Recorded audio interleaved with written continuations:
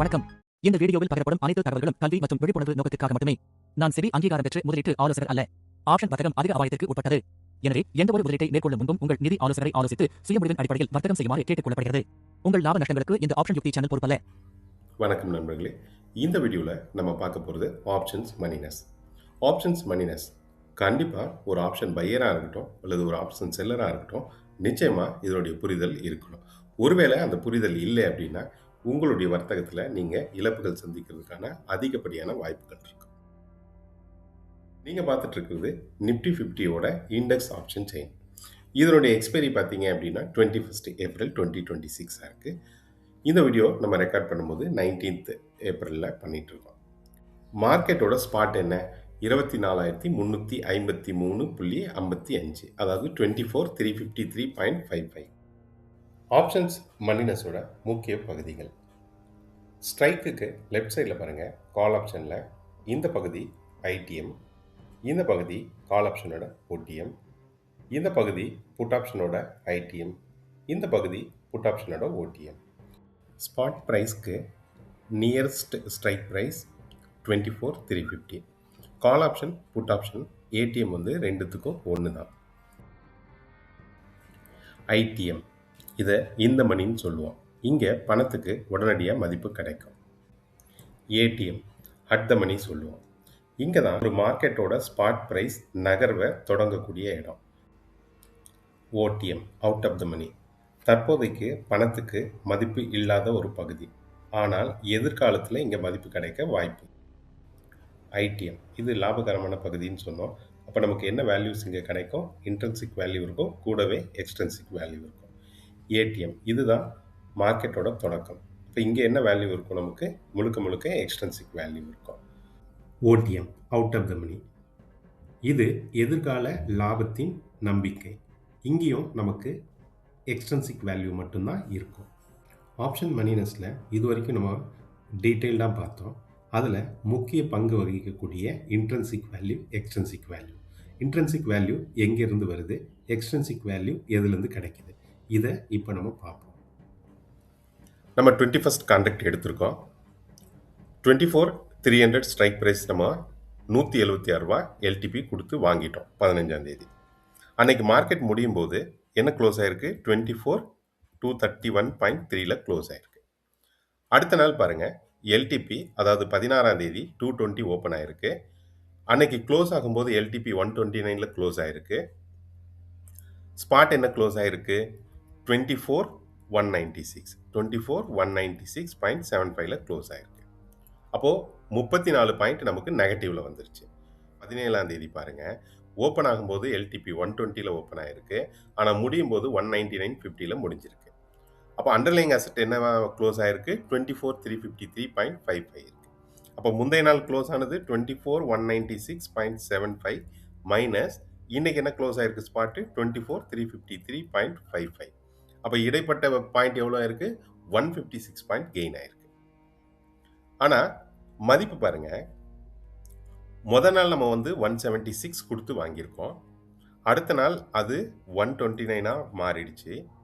அப்போ நமக்கு வந்து வெறும் 47 ருபீஸ் அதில் லாஸ் ஆயிருக்கு அன்னைக்கு. அதாவது வாங்கின ப்ரைஸ்லேருந்து 15ஆம் தேதி வாங்கி 16ஆம் தேதி க்ளோஸ் ஆகும்போது 47 ருபீஸ் நமக்கு லாஸ் ஆயிருந்தது. அடுத்து 16ஆம் தேதியிலேருந்து 17 பார்த்தீங்கன்னா 129லேருந்து அது 199 போயிருக்கு.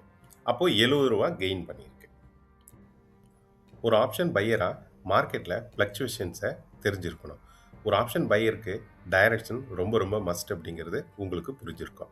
இப்போ இன்ட்ரின்சிக் அண்ட் எக்ஸ்ட்ரின்சிக்கை முழுமையாக எப்படி நம்ம கணக்கிடலாம் அப்படிங்கிறது பார்த்துடலாம். 21st ஏப்ரல் கான்ட்ராக்டோட 24,300 ஸ்ட்ரைக் ப்ரைஸ் கால் ஆப்ஷனில் 176 ப்ரீமியம் கொடுத்து நம்ம வாங்கிட்டோம். அன்னைக்கு மார்க்கெட் முடியும் போதும் நம்மளுடைய ப்ரீமியம் 176ல் முடிஞ்சிருக்கு. ஸ்பாட் என்ன க்ளோஸ் ஆயிருக்கு? 24,231ல க்ளோஸ் ஆயிருக்கு. நீங்கள் வாங்கியிருக்கிற ப்ரைஸ் என்ன? 24,300 ஸ்ட்ரைக் ப்ரைஸில் தான் வாங்கியிருக்கீங்க. அப்போது ஸ்பாட்டை முதல்ல எடுத்துக்குவோம். 24,231.3 மைனஸ் 24,300 நீங்கள் வாங்கியிருக்கிற ஸ்ட்ரைக் ப்ரைஸை மைனஸ் பண்ணுங்கள். அப்போ உங்களுக்கு நெகட்டிவ் வேல்யூ வருது -68. அப்போது இதில் டைம் வேல்யூ மட்டும்தான் இருக்குது. அப்போ டைம் வேல்யூ மட்டும் இருக்குன்னா என்ன, ஏப்ரல் அதாவது 21 வரைக்கும் இந்த கான்ட்ராக்ட் இருக்கு. ஸோ மார்க்கெட் மேலே போகுன்ற நம்பிக்கை இருந்தால் இந்த முழு பணத்தை எக்ஸ்டென்சிவ் வேல்யூன்னு தெரிஞ்சு கூட நம்ம பணத்தை கொடுக்கலாம். 16th பாருங்க, நம்மளுடைய 176 பிரீமியம் இன்னைக்கு ஓப்பன் ஆகும்போது 220 ஓப்பன் ஆயிருக்கு. க்ளோஸ் ஆகும்போது பிரீமியம் 129.40 க்ளோஸ் ஆயிருக்கு. ஸ்பாட் என்ன க்ளோஸ் ஆயிருக்கு, 24,196. அப்போ நேத்திக்கு இருந்த ஸ்பாட்டுக்கும் இன்னைக்கும் 34 பாயிண்ட் நெகட்டிவ் ஆயிருக்கு. அப்போ இன்ட்ரென்சிக் இருக்கா எக்ஸ்ட்ரென்சிக் இருக்கா அப்படிங்கிறது நம்ம பார்ப்போம். அதுக்கு நம்ம என்ன எடுக்கணும், முதல்ல ஸ்பாட் ப்ரைஸ் எடுக்கணும். அப்போ 24,196.75 ஸ்பாட் ப்ரைஸை வந்து முதல்ல எடுத்துக்கணும். அதுக்கப்புறம் ஸ்பாட் ப்ரைஸ் மைனஸ் நம்ம என்ன ஸ்ட்ரைக் ப்ரைஸ் வாங்கியிருக்கோம், 24,300. அப்போ இதுவும் நெகட்டிவ் தான் காமிக்குது. அப்போ இன்னமும் நம்ம பிரீமியத்தில் முழுக்க டைம் வேல்யூ தான் இருக்குது, இங்கே பணத்துக்கு மதிப்பு இல்லை. நம்ம வாங்கின ஸ்ட்ரைக் ப்ரைஸுக்கு மேலே பாயிண்ட் எப்போ இருக்கோ அப்போ மட்டும்தான் இன்ட்ரென்சிக் கிடைக்கும். நம்ம வாங்கியிருக்கிற ப்ரைஸ்க்கு கீழே இருக்கிற வரைக்கும் முழுக்க அது டைம் வேல்யூ தான். நம்மளுடைய ஸ்பாட்டு அதாவது 24,300, 24,350, 24,400. அப்போ அந்த இடைப்பட்ட அந்த இன்டர்வல் அதாவது 50 புள்ளிகள் டிஃபரன்ஸ் இருக்கு இல்லைங்களா, இதுதான் இன்ட்ரென்சிக் வேல்யூ. அப்போ 24,300 நம்ம வாங்கியிருக்கோம். 24,300 விட ஸ்பாட் எவ்வளோ இருக்குது, குறைவாக இருக்குது. 24,196 தான் இருக்குது. அப்போ முழுக்க இது டைம் வேல்யூ. அப்போ இன்ட்ரென்சிக் வேல்யூ எப்போ வருதுன்னு பார்ப்போம். 17th பாருங்க, ஓப்பன் ஆகும்போது நம்ம ஆப்ஷன் பிரீமியம் 120ல் ஓப்பன் ஆயிருக்கு. அதே ஆப்ஷன் பிரீமியம் க்ளோஸ் ஆகும்போது 199.50ல் க்ளோஸ் ஆயிருக்கு. ஏன் நமக்கு இந்த பிரீமியம் கூடுதலாக இருக்குது? இப்போ எஸ்டர்டே நமக்கு வந்து க்ளோஸ் ஆன ஸ்பாட் ப்ரைஸ் வந்து பார்த்தீங்கன்னா 24,196.75 க்ளோஸ் ஆயிருந்தது.